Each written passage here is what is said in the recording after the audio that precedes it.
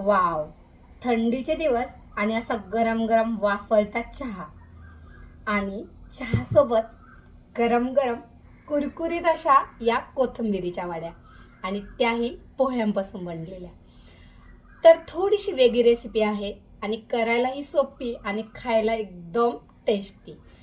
तर दिसायलाही किती छान वाटत पाहू शकता तुम्ही. आणि खरंच या वड्या खूपच टेस्टी लागतात.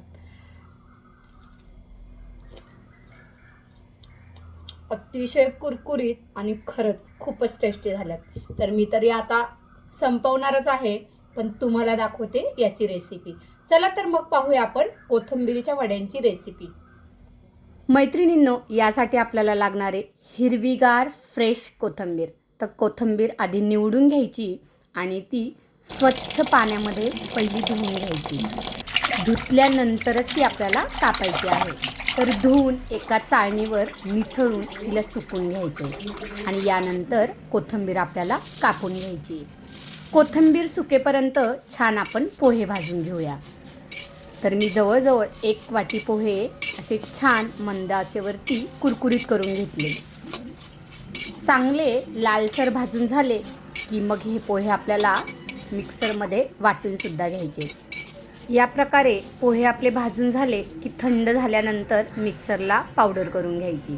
गरम कढईवर मंद आचेवरती शेंगदाणे भाजून घ्यायचे.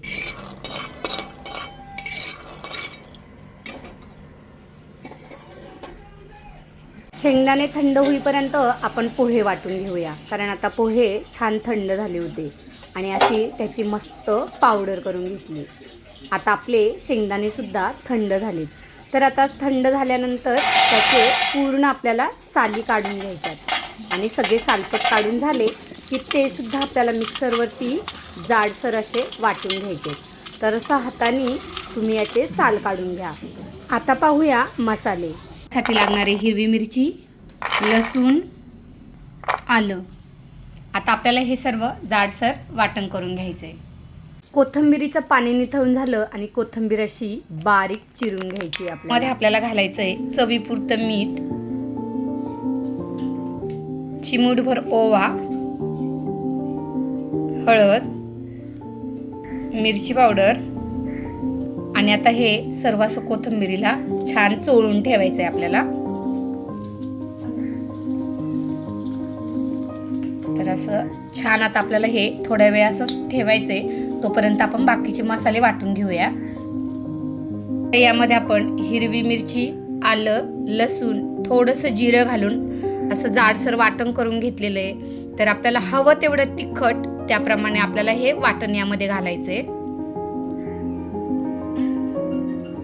आता यामध्ये जाडसर वाटलेले आपल्याला असे हे शेंगदाणे घालून घ्यायचे. आता यामध्ये आपल्याला हे पोह्याचं जे वाटण केलेलं आहे ती पावडर घालायची आहे आणि 1 वाटी आपल्याला बेसन पीठ घालायचं आहे. आता हे छान सर्व असं मस्त एकजीव करून घ्यायचं आहे आपल्याला. तर कोथिंबिरीचा जो ओलावा आहे त्यामध्ये आपल्याला आधी हे छान असं मिक्स करायचं आहे आणि आता याच्यात 1 ते 2 चमचे तेलाचं मोहन घालायचं आहे आपल्याला. तर आता यामध्ये आपण 2 चमचे तेल घालून घेतलं. आता हे तेल आणि मसाले आपल्याला छान असं सर्व पिठाला व्यवस्थित लावून घ्यायचंय. आता या पद्धतीने आपण छान सर्व मिक्स करून घेतलंय तेल मसाले. तर थोडंसं आपण यामध्ये सफेद तीळ घालणार आहोत. हे तुम्ही डेकोरेशनला वरती लावले तरी सुद्धा चालेल किंवा असे आतमध्ये घातले तरी अजून छान होईल. आणि आता थोडंसं आपल्याला याच्यामध्ये पाणी घालून आपल्याला हे मळून घ्यायचे घट्टसर गोळा याचा. फार जास्त पाणी नका घालू, थोडं थोडं करून घाला, कारण याचा गोळा आपल्याला घट्ट बनवायचा आहे. आणि जर तुम्ही पटकन जास्त पाणी ओतलं तर मग लूज पडेल.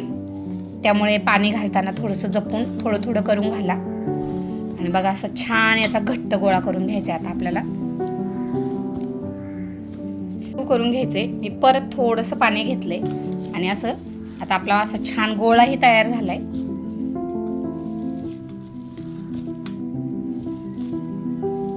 सर्व असं एकत्र करून घ्यायचंय आपल्याला. आणि आता ज्या भांड्यात आपल्याला हे उकडून घ्यायचंय. तर त्याला आधी तेल लावून घेवायचंय आपल्याला. तिचा असा छान आपला हा गोळा तयार झालेला आहे. आणि आता मी इकडे कुकरचा डबा घेतलाय, कारण मी हे कुकरमध्ये वाफवून घेणार आहे. तुम्ही चाळणीमध्ये सुद्धा वाफवून घेऊ शकता. आता या भांड्याला सगळीकडे आपल्याला तेल लावून घ्यायचंय. त्याला मी सगळीकडं तेल चोळून घेतले. आता हा जो गोळा आहे तो आपल्याला या भांड्यात घालायचा आहे आणि सगळीकडे असं छान थापून घ्यायचा आहे. या पद्धतीने आपण पूर्ण आपला जो डब्बा आहे त्याला असं छान दाबून प्रेस करून पीठ घेतले. आणि तुम्ही हे चाळणीवर सुद्धा वाफवून घेऊ शकता. एखाद्या आपली वड्या करण्याची जी चाळण असते त्यावर जरी तेल लावून थापून घेतलं आणि त्यानंतर एक कढई किंवा एखादं पातेले घेऊन त्यामध्ये पाणी ठेवायचं आणि ती चाळण त्या पाण्यावर 15 मिनिट आपल्याला ह्या वड्या स्टीम करून घ्यायच्या. आता कुकरला तुम्ही अगदी याच्या 2 शिट्ट्या दिल्या तरी सुद्धा एकदम छान शिजलं जातं. किंवा तुम्हाला राईस लावायचा असेल, डाळ लावायची असेल तर खाली राईसचा कुकर लावून त्यावर हे भांडं ठेवलं तरी सुद्धा चालेल. तर अशा पद्धतीने मस्त मी आता थापून घेतल्यात. आता यावरून आपण तीळ घालणार आहोत, म्हणजे ते छान आपल्याला असे मस्त त्याला चिपकून जातील आणि खूप छान दिसतात. तर वड्या लावायच्या आधी खालच्या साईडनी टाकल्या ना तरी सुद्धा चालेल, म्हणजे दोन्ही साईडने असे तीळ लागले जातात. तर असे भरपूर थंडीचे दिवस आहे आणि हे पदार्थ आपल्याला मुलांना पौष्टिक आणि असे कुरकुरीत खायलाही छान, बाहेरचं आणून घालण्यापेक्षा असं घरातले टेस्टी पदार्थ आपण मुलांना घातले तर मुलं आवडीने खातात. तर आता हेही जर आपण असं छान थापून घेऊया म्हणजे तीळ पडणार नाहीत आणि चांगले चिकटले जातील. तर किती छान दिसते बघू शकता तुम्ही. तर आता आपण याला स्टीम करून घेऊया. तर कुकरच्या आपण 3 शिट्ट्या करून घेतल्यात आणि आता आपण वड्या पाहूया कशा झाल्यात त्या. या पद्धतीने आपला कुकर 3 शिट्ट्या करून घेतल्यात मी. आणि मी खाली तुरीची डाळ लावली होती आणि वरती अशा वड्या उकडून घेतल्यात मी. तर आता आपण ह्या थंड झालेल्या आहे तर कट करून घेऊया आणि वडी आपण तळून घेऊया. आपण साईडने असं चाकूनी मोकळं करून घेऊया आणि डबा आपल्याला पलटी करून काढून घ्यायचा. आपण तेल लावलं होतं आधीच डब्याला. आता मी ताटामध्ये डबा पालथा करून घेतला आहे. वरती डाळ लागलेली आहे कारण मी खाली तुरीची डाळ शिजायला घातली होती. तर डबा आपल्याला थोडासा असा आपटून घ्यायचा आहे, म्हणजे आपलं आतलं जे हे आहे. वाव. तर अगदी थोडंसं हे डब्याला राहिलं आहे तरी आपण याला तेल लावलं होतं आधी आणि छान असं मस्त निघालेलं आहे. तर आता आपल्याला हव्या त्या आकाराच्या आपण याच्या वड्या कट करून घेऊया आणि मस्त वडी आपण तळून पाहूया कशी झाली आहे ती. तर आता मी या वड्या सगळ्या नाही करणार आहे, थोड्याशा तळून दाखवणार आहे तुम्हाला. हे असंच थंड करून तुम्ही कुकरमध्ये अगदी 8 दिवस ठेवून जशा हव्या तशा गरम गरम वड्या तुम्ही याच्या तयार करून खाऊ शकता.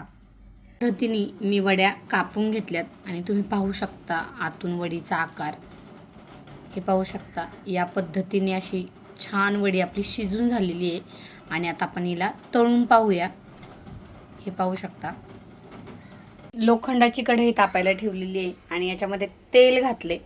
तेल गरम झाले आणि आता आपण याच्यामध्ये वड्या सोडून अशा मस्त डीप फ्राय करून घेणार आहोत.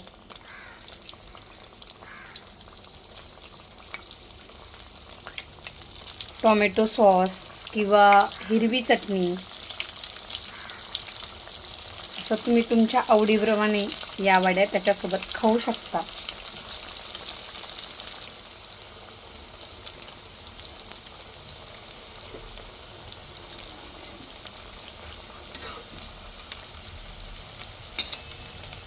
आता या वड्या आपल्याला पलटी करून घ्यायच्यात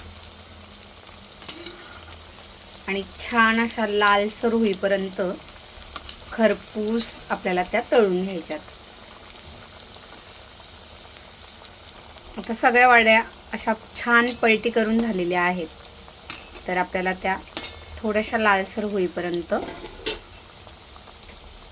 छान फ्राय करायच्यात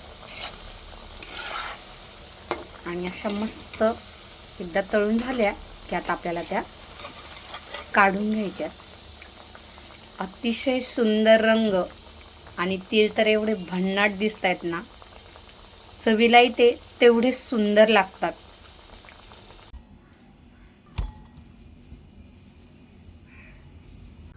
तर अशा प्रकारे माझ्या पूर्ण वड्या बनून झाल्यात. मस्त त्या कुरकुरीत तळूनही झाल्यात आणि मी तुम्हाला टेस्ट करून सुद्धा दाखवल्या.